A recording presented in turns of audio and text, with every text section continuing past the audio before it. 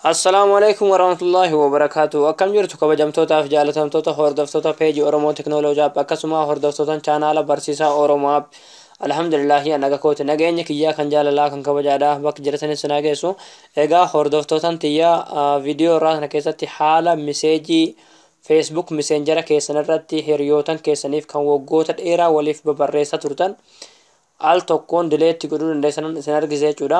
Egaa wanti kun duraan kompiitaraan malee moobayilaan al tokkoon dileetti godhuun hin danda'amu jechuudha.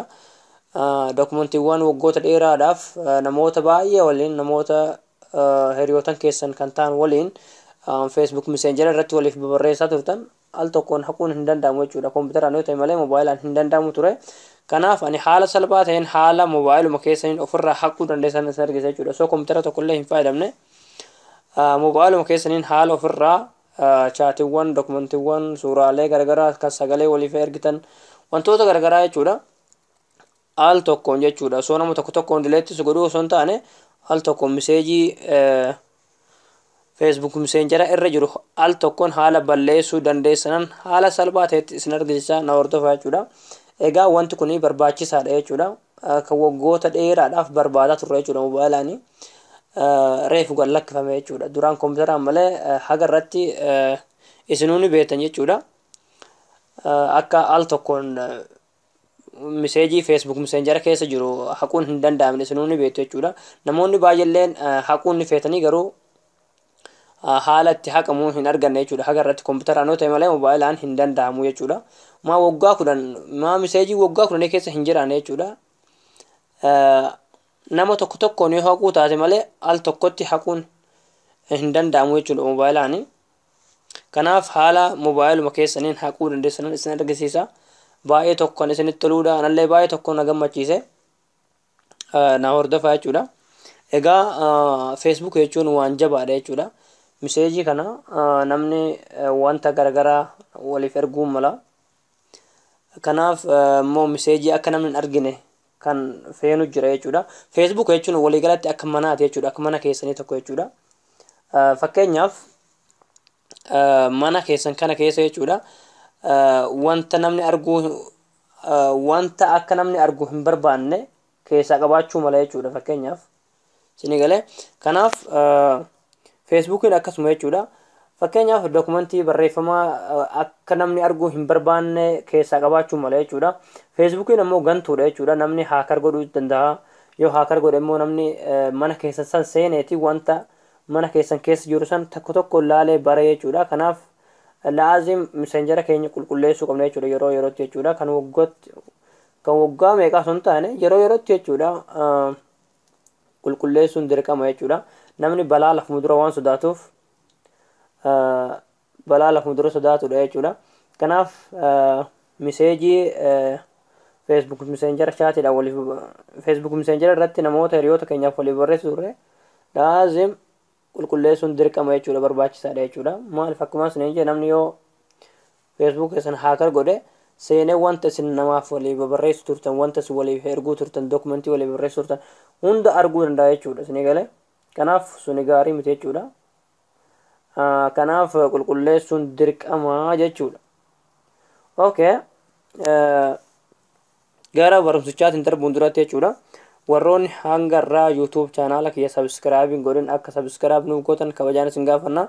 YouTube channel kiyya subscribe godhuudhaaf channel keessanii galtu jechuudha. YouTube channel keessanii galtanii achi booda bakka searchii kanarratti jechuudha. Bakka searchii kanarratti barsiisaa Oromoo jettaniiti searchii gootu jechuudha. Achi booda haala kanaan profiiliin keessanii dhufaa irratti kilik gootanii achi booda maqaa kiyya jalatti warra subscribe godhaniif jechuudha. Maqaa kiyya jalatti diimateetti subscribe kan jira jechuudha. Irratti kilik ni gootanii achi booda mallattoo alaarmii tana jechuudha. Akka dafee kallatti maan yeroo viidiyoon asirratti gallakkifamee notificationin isinii dhufu isirratti kilik gootanii jechuudha. Haala kanaan oonii taati jechuudha. Kanaaf YouTube channel kana subscribe godhaadha. Kottuu irraa baradhaa jechuudha. Okay, gara barumsichaa irratti yeroo deebinu jechuudha. Egaa waan godhuu qabnu jechuudha. Duraan dursa aappii kana buufanna jechuudha. aappii yandex jechuudha kan jiru kana jechuudha. Kana eessaa argannaa pilaastorii keessaa jechuudha. Pilaastorii keessa ni galtanii achi booda jechuudha bakka seerchi kanarratti jechuudha yandex browser jettanii barreessitu jechuudha. Okay, ani waan buufadhee qabuuf jechuudha open munaafida open irratti click godha. Okay, yeroo openii click gootan haala kanaan fuula kan isiniif bane jechuudha. Yeroo haala kanaan fuula kan isiniif bane asolitti Facebook jedhu ni argitu jeen abdii qaba jechuudha. Bakka Facebook jiru kanarratti click gootaniiti emailii keessanii fi paaswoordii Facebook keessanii itti guutanii looginii click gootanii seentanii jechuudha. Egaa namni waan emailii fi paaswoordii Facebook yaa itti guutee jiruufu waa tokko nama barbaachisu automaatikaalii mana seena jechuudha. Isinis emailii Facebook keessanis paaswoordii Facebook keessanii yeroo guutanii looginii click gootanii achi booda haala kanaan isiniif seenaa jechuudha. Egaa kan haala kanaan yeroo isiniif seene haala kanaan Facebook keessan isiniif bana yeroo haala kanaan Facebook keessan isiniif bane as gadi buutanii jechuudha bakka amma kana lakkoofsa tokko jiru kana jechuudha irratti click gootanii jechuudha. Achi booda bakkino ida'uu kana jechuudha yookiin pilaasii irratti click gootanii achi booda haala kanaan fuula kanatti isin deebise jechuudha. Yeroo haala kanaan fuula kanatti isin deebise bakka seerchi kanarratti jechuudha asirratti maal jettanii barreessitanii Google jettanii barreessitu jechuudha.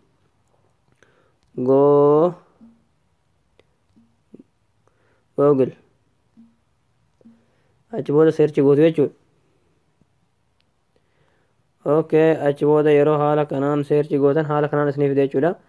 Asirratti jechuudha kun asirratti Google kan jettu ni jirti irratti kliik gootanii achi booda haala kanaan isiniif bana jechuudha. Yeroo haala kanaan isiniif bane as gadi ni dhuftu jechuudha. Asirratti tuqaa sadii kan jirtu irra jechuudha. Kun tuqaa sadii kan asirratti ruutiin abdii qabaa irratti kliik gootanii achi booda kun asirratti haala kanaan barreeffama isiniif fida. Yeroo barreeffama isiniif fide go to full site kan jedhu irratti kliik gootu jechuudha. Achi booda haala kanaan Google keessan akka nama koompitara fayyadamutti yeroo jechuudha bifa koompitaratti isiniif bana jechuudha. Achi booda wanni godhuu qabdan bakka amma barreeffama kun as gadi jiru kana jechuudha bakka www.google.com kan jedhu kanarratti kliik gootanii achi booda x kana kliik itti gootu jechuudha.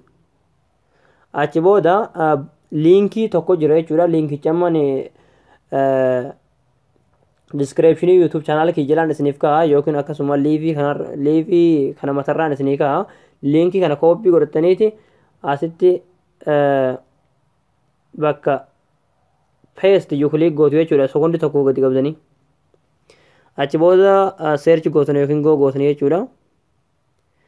Egaa achi booda isiniif barbaada jechuudha. Okay, haala kanaan isiniif seena jechuudha. Yeroo haala kanaan isiniif seene sorry zoom godheen isin argisiisa seetti mul'atu natti fakkaata asirratti jechuudha. Kun asirratti kanatti bakka nama search the store kan jedhu kanarratti jechuudha. Asirratti kliik gootaniiti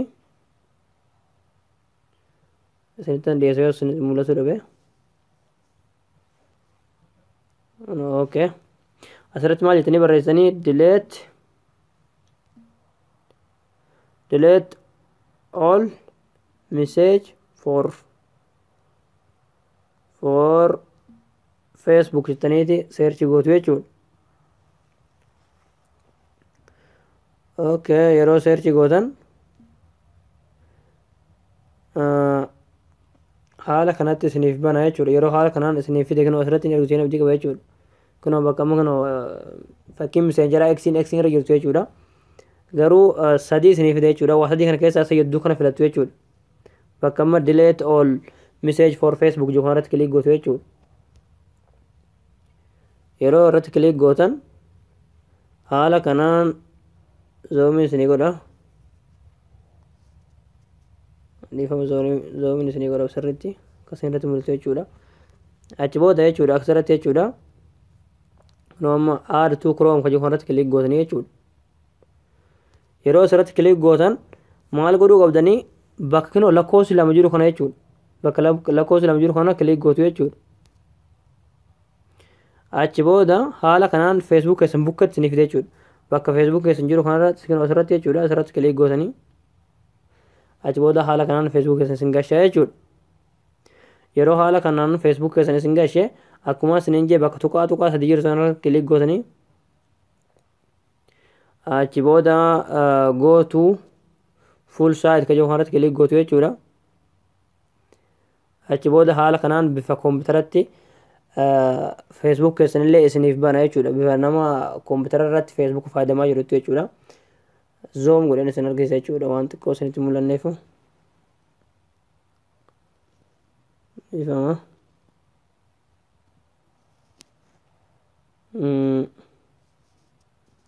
achi booda maal gootanii jechuudha. Bakka messenger jiru jechuudha. Bakka messenger keessan irratti kilik gootanii messenger irratti kilik gootaniiti achi booda sa'aatii xiqqoo xiqqeessa kunoo as gaditti jechuudha. see all messenger ka jiru kana jechuudha. kilik irra gootanii kunoo asirratti jechuudha. zoomin isinii godha.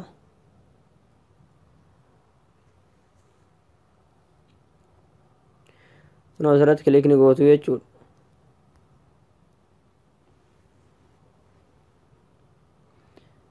dhiifama shabakaan kee da'iifa. achi booda haala kanaan yoo filannoo isin hin gashe bakka amma yandex browser kii kanarratti kilik gootanii jechuudha.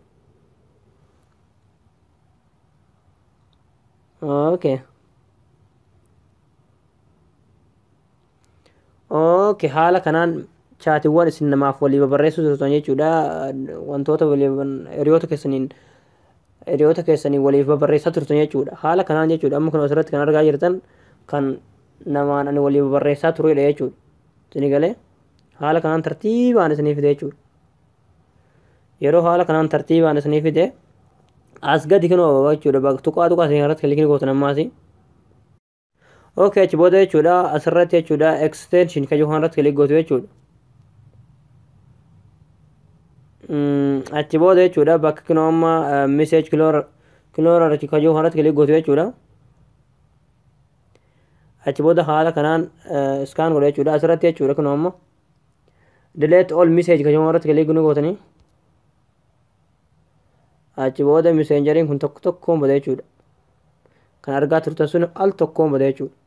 al tokkoon osoo waa tokko hin hafne jechuudha. haala kanaan kun bada jechuudha. amma kana argitanii silatti amma sirra jechuudha. miseejiin namaaf waliif barreessu baay'eetu sirra jira jechuudha. ammoo waa tokkollee hin hafne qulqullaa'ee jechuudha. haala kanaan qulqulleeffachuu dandeessanii jechuudha. egaa hiriyootan tiyya barumsa kiyya kanarraa asirratti raawwataa barumsa biraatiin akka walitti deebinutti viidiyoo kiyya laayik sheer godhuudhaan uummata Oromoo hunda biraan akka nuuf geessan kabajaan isin gaafannaa waan na hordoftaniif galatoomaa jiraadha.